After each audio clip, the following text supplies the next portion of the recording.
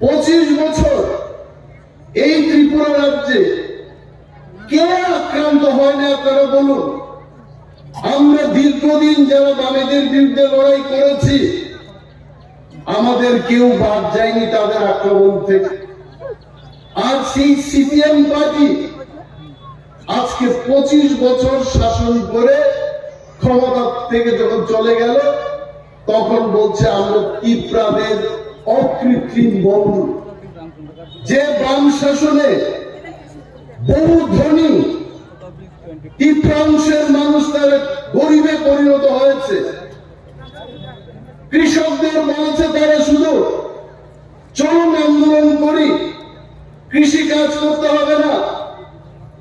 অনেক কৃষকরা তাদের জিজ্ঞেস করেছে আন্দোলন করে আমাদের কৃষি কাজ কে করবে, বলছে কৃষি কাজের দরকার নেই, শুধু আন্দোলন করুন। ত্রিপুরার মানুষকে শুধু আন্দোলন করিয়েছে। আন্দোলনের কি অভাব ছিল? 47টা গণসংগঠন ছিল সিপিএম এর, শুধু আন্দোলন করেছে। আর এখন তারা বলছে আমাদের ভোট দিন, ত্রিপুরা মাথা করে আপনারা বিজেপি কে কেন ভোট দেবেন? চিনি ত্রিপুরা মাস হোক, দিল্লি হোক, চিনি থামসানি চৌবা, মহারাজার যে থামসার চৌবা, আর চৌবানো সম্মান রুই দেশটি প্রধানমন্ত্রী, স্বরাষ্ট্রমন্ত্রী, সমস্ত বিজেপি শীর্ষ নেতার প্রদেশ সভাপতি শ্রী রাজীব ভট্টাচার্য এখানে বসে আছেন। সবাই একমত হয়ে ত্রিপুরা মাথার সাথে এডিসি এলাকায় পিছিয়ে পড়া মানুষের উন্নয়নে আমরা ঐতিহাসিক চুক্তি সই করেছি এবং সেই চুক্তি মোতাবেক আমরা বিজেপি পার্টিকে ভোট দেব। কিসের ভিত্তিতে? আজকে নির্বাচন মানে আমাদের বলতে হবে কেন আমরা ভোট দেব। আমাকে অনেকে বলে যে আপনি সিপিএম এর বিরুদ্ধে বক্তব্য করছেন কেন, কংগ্রেসের বিরুদ্ধে বক্তব্য করছেন কেন? তো আমি সিপিএম এবং কংগ্রেস বন্ধুদের জিজ্ঞেস করতে চাইব, উনারাই বা আমাদের বিরুদ্ধে বক্তব্য করছেন। নির্বাচনটাই হচ্ছে নির্বাচিত করা, মানে গ্রাম্য বাংলায় যাচাই কইরা লোকটারে পাঠানো। তো যাচাই যদি আমাদের করতে হয়, আলোচনার দরকার রয়েছে। আজকে বামেদের যে অবস্থা, এই অবস্থার কথা আপনারা সবাই জানেন। রামচন্দ্র ঘাট বিধানসভা কেন্দ্র আমার বিধানসভা খুব প্রিয়। এই বিধানসভা কেন্দ্রে আমি কাজ করেছি, রাজনৈতিকভাবে মানুষের সাথে অঙ্গাঙ্গিভাবে জড়িত ছিলাম। এক সময় এই রামচন্দ্র ঘাটে আমরা বিরোধী দল হিসেবে গ্রামে গঞ্জে গিয়ে বক্তব্য করতে পারতাম না। আমি এমএলএ ছিলাম প্রমোদনগরে, রতনপুর বাজারে গিয়ে আমি বক্তব্য করতে পারিনি, মানে বামেদের এত ধাপক ছিল। এবং এই রামচন্দ্রঘাট বিধানসভা কেন্দ্রে একজন প্রভাবশালী বিধায়ক ছিলেন যার নাম পদ্ম কুমার। আসলে এই সিম্বলটা আজকে বিজেপি। রামচন্দ্রঘাটের মানুষ পদ্মর পেছনেই থাকবে সবসময়। তখন ছিল পদ্ম কুমার দেববর্মার পেছনে, এবং আজকে এই পার্লামেন্ট নির্বাচনে পদ্ম ফুলের পেছনে। ওই লোকটাকে মানুষ বলতো, এই লোকটা কিন্তু পরিশ্রম করত। ওনাকে দেখা যায় না আজকাল, মানুষের বাড়ি বাড়ি যেত। সিপিএম দলের একটা জিনিসই ছিল মিথ্যা কথা বলো, যে যাকে প্রতিশ্রুতি দাও। মানুষের বাড়িতে যখন উনি যান, মানুষ কি চায়? রাস্তা চায়, পানীয় জলের ব্যবস্থা চায়, ছেলে মেয়েদের জন্য চাকরি চায়। পদ্মদেববর্মার একটাই বক্তব্য, উন্নয়ন হবে। শেষে এত জনপ্রিয়তায় গেলেন উনি, উনার ডাক নাম হয়ে উঠল খৈব এমএলএ, মানে নাই, না হওয়ার কোনোটাই নাই। শেষ 25 বছর সিপিএম ত্রিপুরাজ্যের মধ্যে 25টা বছর এক নাগারে শাসন করেছে। শাসনের নামে কি করছে? শাসনের নামে শোষণ করছে মানুষে। পঞ্চায়েত ভোট হতো এই লক্ষ্মীনারায়ণপুর পঞ্চায়েতের লোকেদের আমি বলবো, আপনারা পঞ্চায়েত ভোটের সময় ভোট দিতে পারছেন? ভোট কেন্দ্রে গিয়ে তারা রিডিং করত, কাউন্টিং এর সময় গিয়ে সেখানে রিডিং করত। ভোটগুলো ছিল প্রহসন মাত্র, কোন সময় ভোট হতো না।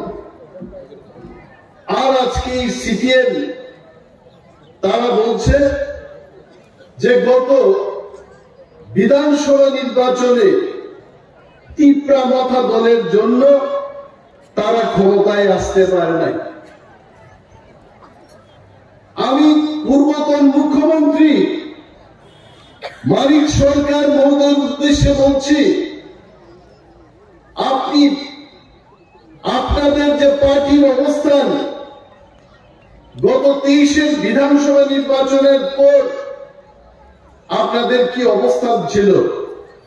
যেদিন নির্বাচনটা শেষ হয় সেই দিন মেলার মাঠ পার্টি অফিসে বসে আপনারা সাংবাদিক সম্মেলন করে বলেছেন ত্রিপুরা রাজ্যে শান্তিপূর্ণভাবে ভোট গ্রহণ হয়েছে, মানুষ ভোট দিতে পেরেছে এবং নিশ্চিত রূপে ত্রিপুরা রাজ্যে বামেরা ক্ষমতায় ফিরবে। তবে আজকে আমার মনে হয় না বেশি বক্তৃতা দেওয়া দেখবে। ভাত খাওয়ার সময় টেলিফোন কলটা এলে হাত ধুয়ে যে টেলিফোন ধরি, ফিরে আর ভাত খেতে মজা লাগে না। সে যাই হোক, আমরা সবাই ব্যস্ত, ব্যস্ততার মধ্যেই আমাদের আসতে হয়। তো আমি বলছিলাম, যেদিন নির্বাচনটা শেষ হয় সেই দিন কিন্তু সিপিএম সাংবাদিক সম্মেলন করে বলেছে যে আমরা পুনরায় ক্ষমতায় ফিরছি এবং একক সংখ্যাগরিষ্ঠতা নিয়ে ত্রিপুরায় আমরা মন্ত্রিসভা গঠন করব। কংগ্রেস সিপিএম এর এলাই পার্টনার ছিল, কংগ্রেসের আর নাম নেই নাই, তারা বলেছে একক সংখ্যাগরিষ্ঠতা লাভ করে কমিউনিস্ট পার্টির সরকার ত্রিপুরা রাজ্যে হবে এবং রাজ্যের অনেক জায়গায় কর্মচারী সমন্বয় কমিটি, সিপিএম এর যে কর্মচারী সংগঠন, তারা চাঁদা তুলতে শুরু করেছে। বলছে যে নির্বাচনের রেজাল্ট যেই দিন বেরোবে সেই দিন আমাদের বিজয় মিছিল করতে হবে, আমরা চাঁদা তুলছি। ত্রিপুরার মধ্যে কোনো ফ্যাক্টরি ছিল না, তাদের ধারণা ছিল সারা রাজ্যে ত্রিপুরা মতো 4-5টা সিট জিতবে। কিন্তু যখন নির্বাচনের ফলাফলের দিনে বাক্সটা যখন খুলল, এই আন্তর্জাতিক দল রাজ্যের ত্রিপুরা মাথা দলের চেয়েও ছোট হয়ে গেল। বিরোধী দলনেতা হওয়ার মতো যোগ্যতাও তাদের ছিল না। এত অহংকার। আর যে নির্বাচন রেজাল্ট বেরিয়ে গেল, সিপিএম এর তারা বলছে ত্রিপুরা মাথার কারণে আমরা সরকার গঠন করতে পারিনি। আপনারা বলেন ত্রিপুরা মাথা দলটা কি সিপিএম কে বাঁচাইতে আমরা গঠন করলাম? ত্রিপুরা মাথা দলের কি কোন উদ্দেশ্য নাই? ত্রিপুরা মাথা দলের একটা লড়াই আছে, তার আন্দোলন আছে। এখন তারা বলে সিপিএম যে আপনারা তীব্রামতা দল করেন, কি করে আপনারা কত ফুলে ভোট দেবেন? আমি সিপিএম বন্ধুদের জিজ্ঞেস করব, আপনাদের ভোট দিয়ে আমাদের কি লাভ হবে? 25 বছর এই ত্রিপুরা রাজ্যে কে আক্রান্ত হয় না আপনারা বলুন? আমরা দীর্ঘদিন যারা বামেদের বিরুদ্ধে লড়াই করেছি, আমাদের কেউ বাদ যায়নি তাদের আক্রমণ থেকে। আর সেই সিপিএম পার্টি আজকে 25 বছর শাসন করে ক্ষমতা থেকে যখন চলে গেল, তখন বলছে আমরা ত্রিপুরাদের অকৃত্রিম বন্ধু। যে বাম শাসনে বহু ধনী ত্রিপুরাংশের মানুষ তার গরিবে পরিণত হয়েছে, কৃষকদের বলেছে তারা শুধু চরম আন্দোলন করি, কৃষি কাজ করতে হবে না। অনেক কৃষকরা তাদের জিজ্ঞেস করেছে আন্দোলন করে আমাদের কৃষি কাজ কে করবে? বলছে কৃষি কাজের দরকার নেই, শুধু আন্দোলন করুন। ত্রিপুরার মানুষকে শুধু আন্দোলন করিয়েছে। আন্দোলনের কি অভাব ছিল? 47টা গণসংগঠন ছিল সিপিএম এর, শুধু আন্দোলন করেছে। আর এখন তারা বলছে আমাদের ভোট দিন, ত্রিপুরা মাথা করে আপনারা বিজেপিকে কেন ভোট দেবেন?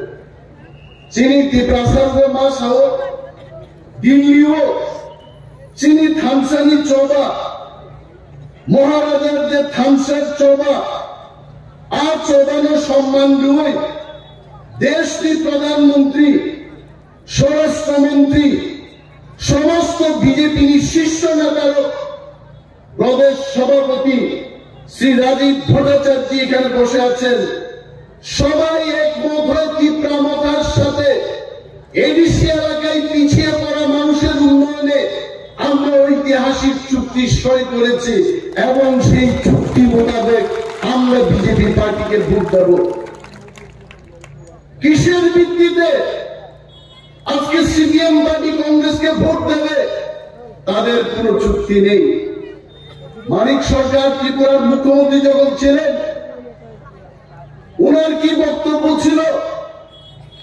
এই লক্ষ্মীনারায়ণপুর পঞ্চায়েতের বহু মানুষকে, বহু কমরেডরা আপনারা গাড়িতে চেপে ওই আস্তাবলের ময়দানে যেতেন মানিক বাবুর পচা বক্তব্য শোনার জন্য।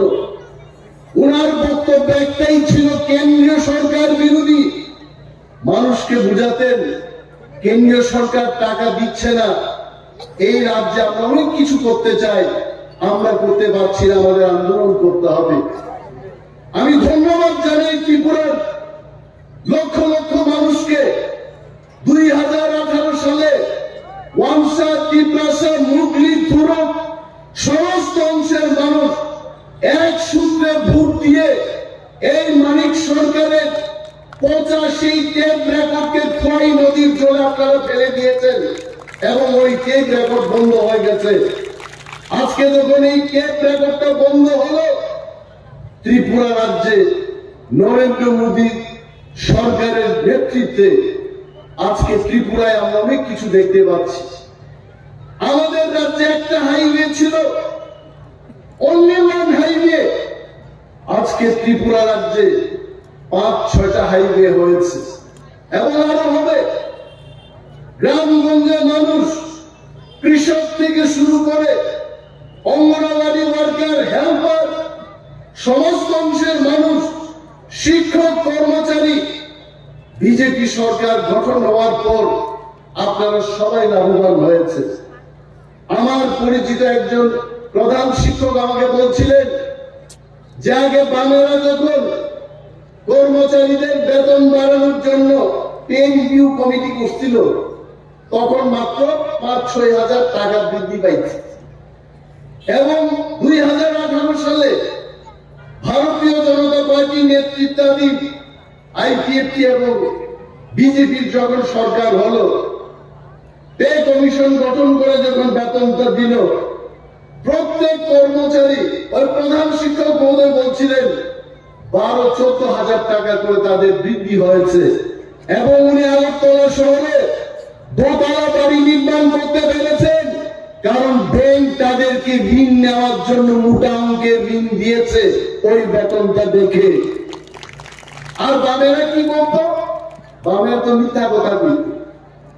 কৃষক শ্রমিকদের বুঝাইতো কর্মচারীর বেতন বৃদ্ধি কইরা ত্রিপুরা রাজ্যের উন্নয়নের টাকা এটা কমে গেছে গা, সেই কারণে আপনাদের উন্নয়ন করতে পারতাছি না। আবার বেকারদের বুঝায় যে বেকারদের আমরা চাকরি দিতে পারছি না, কারণ সরকারি কর্মচারীর বয়স 58 থেকে 60 বছর আমরা করছি, সব টাকা ওইদিকে গেল না। আরো মিথ্যা কথা কইতো, উপজাতিদের কইতো বাংলাদেশ থেকে বাঙালিরা আইতে আইতে আজকে উপজাতিরা আপনাদের অস্তিত্ব সংকটে। আর বাঙালিদের বুঝাইতো ট্রাইবেলদের জন্য রিজার্ভেশন রাখা বাঙালিদের চাকরি দিতেছে না, মানে দ্বন্দ্ব লাগানো। তাদের মূল বক্তব্য হচ্ছে বিভেদ সৃষ্টি করো এবং রাজত্ব কায়েম করো। আপনারা আপনাদের স্মরণ করিয়ে দিচ্ছি, বামেরা যখনই ত্রিপুরার যে সরকারের ছিল, ত্রিপ্রাসা এবং ওয়াংসার মধ্যে সমস্ত অংশের মানুষের মধ্যে একটা বিভেদ সৃষ্টি করে রাখত। এসসি এসটিদের বিরুদ্ধে জেনারেল অংশের মানুষকে খেপিয়ে দিত, জেনারেলদের আবার আমাদের বিরুদ্ধে খেপিয়ে তারা বলতো তোমার সুযোগটা সে খাচ্ছে। এই ছিল বামেদের নীতি। এরা কিছু করেছে? কিন্তু ভারতীয় জনতা পার্টির ত্রিপুরার সরকার এবং কেন্দ্রের ভারতীয় জনতা পার্টির কেন্দ্রীয় সরকার এবং ত্রিপ্রামথার যে দাবি, উপজাতি এবং ত্রিপ্রাসাদের অস্তিত্ব সংকটে জেনে সেই ঐতিহাসিক চুক্তি আমরা স্বাক্ষর করেছি দিল্লিতে, পদক্ষেপ নেওয়া হয়েছে। আমাদেরা শুধু কইতো তোমার শেষ, অমকের শেষ, পদক্ষেপ কিছুই নিত না। বহু কিছু এই রাজ্যের মধ্যে আপনারা ভাবুন, 25 বছর তাদের সরকার, তার আগে 10 বছর, এত সময় কমরেডদের তাফালে কোন জায়গায় আমরা বক্তৃতা করতে পারতাম না। থানা বাবু, বিডিও সাহেব, এসডিএম সমস্ত তাদের চিহ্নিত করা লোক তারা বসিয়ে রাখতো, আমাদের কথা বলার কোনো জায়গা নাই। আজকে আমরা গর্বের সাথে বলতে পারি যে ওয়াংসা, ত্রিপ্রাসার সমস্ত অংশের মানুষ স্বাধীন ভারতবর্ষে বুক ফুলিয়ে আমরা আজকে বাঁচতে পারি এই ত্রিপুরার, যে যার মতো অধিকার নিয়ে আমরা থাকবো। এইটাই তো শ্রেষ্ঠ ভারত, এক ভারত, এইটাই তো শ্রেষ্ঠ ত্রিপুরার কথা। এই যে প্রতিশ্রুতি, মোদিজি কি বলে, মোদি হ্যাঁ তো মুমকিন হ্যাঁ, মোদি হ্যাঁ তো মুমকিন হবে না। মোদিজি আমার মনে আছে 2014 সালে যখন ক্ষমতায় ঠিক আসার আগে উনি বক্তৃতা করতেন, ভারতের কোনায় সমস্ত অংশের মানুষের সাথে দেখা করে তাদের সমস্যাগুলো উনি তুলে ধরেছেন এবং উনি কথা দিয়েছিলেন আমি মানুষের ঘরে ঘরে কেন্দ্রীয় সরকারের প্রকল্পগুলো আমি নিয়ে যাব এবং সুশাসন গড়ে তুলব। এবং তার নিরিখে আজকে যে সমস্ত স্কিমগুলো হচ্ছে, কে সেই সুযোগ পাচ্ছে না? কৃষক, গর্ভবতী মহিলারা, সাধারণ যুববন্ধু যার ব্যবসা করতে চায়, স্টার্ট আপ কোম্পানি, সমস্ত কিছু সুযোগ সুবিধা ভারতবর্ষে শুরু হয়েছে। এবং এইবার মোদীজি বলছেন যে আমাদের টার্গেট 2047 সালকে দেখুন, 1 বছর 2 বছর দেখলে হবে না, ভারতবর্ষকে পৃথিবীর শ্রেষ্ঠতম দেশ করতে হবে এবং 2047-এর দিকে আমাদের দেখতে হবে। আমি যদি ভুল না বলি, কেন বলছে মোদীজি বলছেন আপকি বার 400 পার, এটা সাধারণ মানের কথা না, এইবার 400 পেরিয়ে যাবে, বামেদের কোথাও স্থান থাকবে না। আমারে এটা আমি সবসময় করি, এরা যে চিল্লায় বক্তৃতা করতেছে, কয়েকদিন আগে আমি শুনলাম চিল্লাইতে চিল্লাইতে ফাইনাল বাইরেই গেছে, চিল্লাইতে চিল্লাইতে কইতাছে আমরা ইন্ডিয়া মহাজোট, আমরা 350 সিট নিয়ে আবার ক্ষমতায় বইব। আমি কই ভারতবর্ষটা কি চীন তিন রাশিয়া টাশিয়া নিয়ে ঘুরতে এতগুলো সিট আইব কই? বিজেপির সরকার রাজস্থানে, মধ্যপ্রদেশে, ছত্তিশগড়ে, মহারাষ্ট্রে বিজেপি আলাই সরকার, বিহারে বিজেপির আলাই সরকার, সারা ভারতবর্ষে পদ্মফুলি পদ্মফুল। অবশ্য আনারসের কথা আমার কইব, এরা আনারস বুঝলে গেছে গা, বলছি না আমরা বিজেপির ফ্যাটে ঢুকে গেছো গা। আমরা কিছু আমরা এখানে বিজেপির রাজ্য সভাপতি রাজীব ভট্টাচার্য মহোদয় আছেন, পেট কাইতে দেখলে দেখবো কেউ কি প্রমাণটা চুকছে তার পেটে। আমার পেটেও কোনো বিজেপি ঢুকে নাই, এলাকারই বক্তব্য করতেছে বিজেপির পেটে ঢুকে এসে তীব্রামথা। আমরা তীব্রামথায় আছি এবং তীব্রামথায় থাকবো, কিন্তু বিজেপির বন্ধু হয়ে আমরা থাকবো, আমরা একসঙ্গে লড়াই করবো। আর এরা কি কই 350 সিট আইব, আমি কই থেকে আইব? আমার এক জামাই বাবু, উনি এখনো সিপিএম এর রাজ্য স্তরের নেতা, জিগাইলাম জামাই বাবু ত্রিপুরার 2টা সিটের মধ্যে কোন সিটটা আপনারা জিতবেন? কইছে এইখানে আমরা জিততাম না, এখানে জিতত না। পশ্চিমবঙ্গে 42টা সিট, তার মধ্যে আপনারা কয়টা সিটে জিতবেন? 3-4টা সিটে তো আমরা জিতব, ঠিক আছে। আর সিপিএম কই আছে? দূরবীন দিয়া তো দেখতেইব কেরালা রাজ্যে সিপিএম আছে, কয়টা সিট পাইবেন? 5-6টা পাবেন। তো এই 4 আর 6 10টা সিট নিয়ে 350 সিট নিয়ে এই ভারতবর্ষের মধ্যে মিথ্যা কথা। এইবার ত্রিপুরা রাজ্যের 2টা সিটে নর্থ ইস্টের মধ্যে লক্ষ লক্ষ ভোটের ব্যবধানে আমরা আমাদের বিরোধী দলকে পরাস্ত করে মোদীজিকে আমরা উপহার দেব তরতাজা 2টা এমপি। এবং শ্রেষ্ঠ ভারত, এক ভারত গঠনে আমরা ত্রিপুরার মানুষ, আইপিএফটি, তীব্রামথা, বিজেপি, আমরা নরেন্দ্র মোদীজিকে এবার উপহার দেব। আজকে কংগ্রেস এবং সিপিএম আসলে এটি কি জানেননি?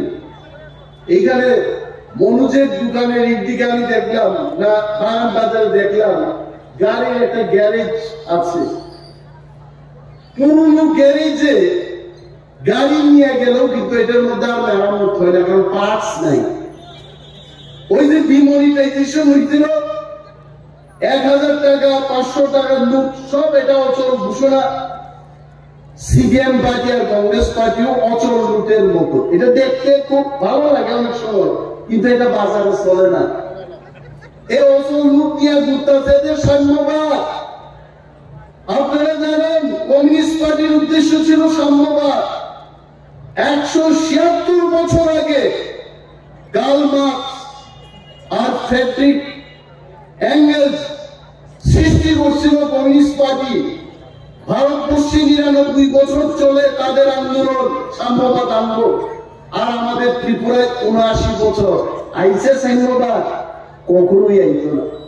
আর এরা এখন বলে আমরা সরকারে ফিরবো, সারা ভারতবর্ষের 545টা সিটের মধ্যে 10টা সিট নিয়ে। এটা হয় গণতন্ত্রে? এটা সম্ভব?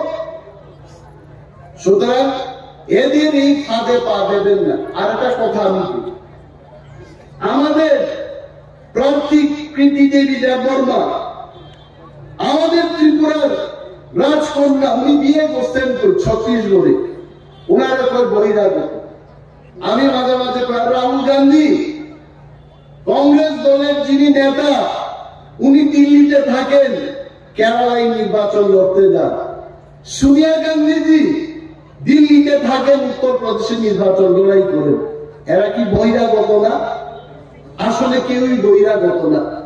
তবে আমাদের প্রার্থী সম্পর্কে আপনাদের একটা জিনিস বলি, যেখান থেকে বিয়ে করে ছত্তিশগড়ের মহারাজার ঘরে গেলেন এবং ওই মহারাজাকে বুঝিয়ে ছত্তিশগড় থেকে বাপের বাড়িতে আবার আয় আমার ত্রিপুরার মানুষের জন্য আমি কাম করব, এই মহিলা কিন্তু শক্তপুক্ত মহিলা। মহিলারা একবার যখন যায় আর ফিরে না।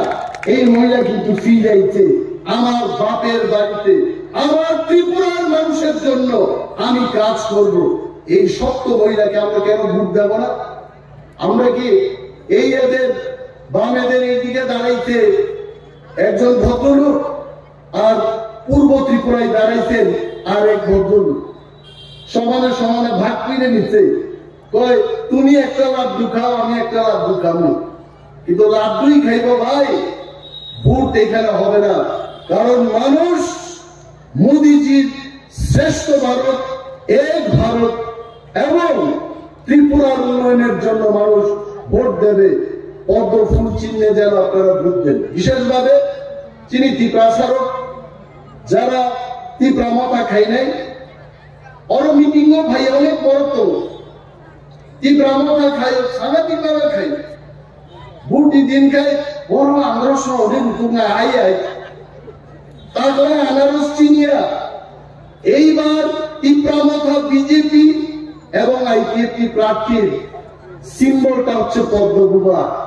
আমার বিভিন্ন স্লোগান মারে নাই, বুট নাই, বড় পদ্মগুবার কোন প্রক্রিয়া মা বোনেরা কইতাছে নরেন্দ্র মোদীজির নেতৃত্বে আবার বিজেপির সরকার আইতাছে। আবার স্লোগান মারবে গ্রামে গ্রামে খালি 2 ফিট বাই 2 ফিট।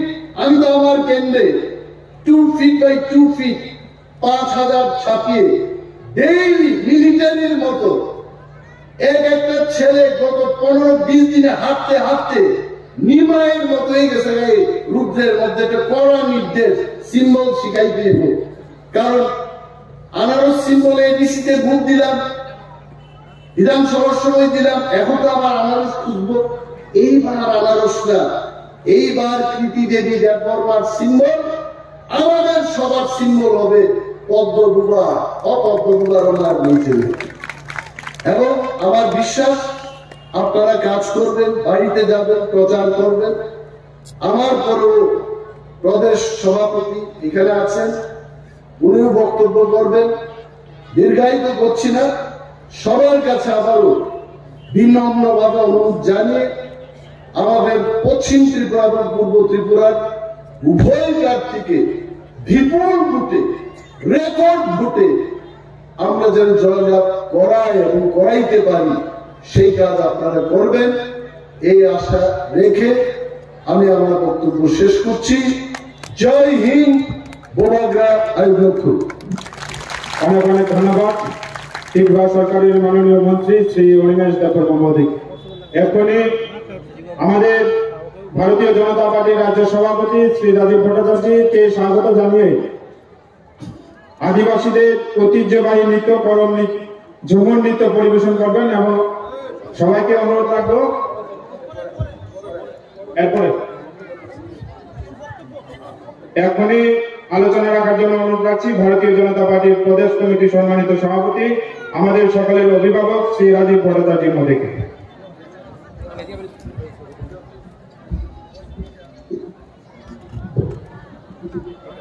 আজকে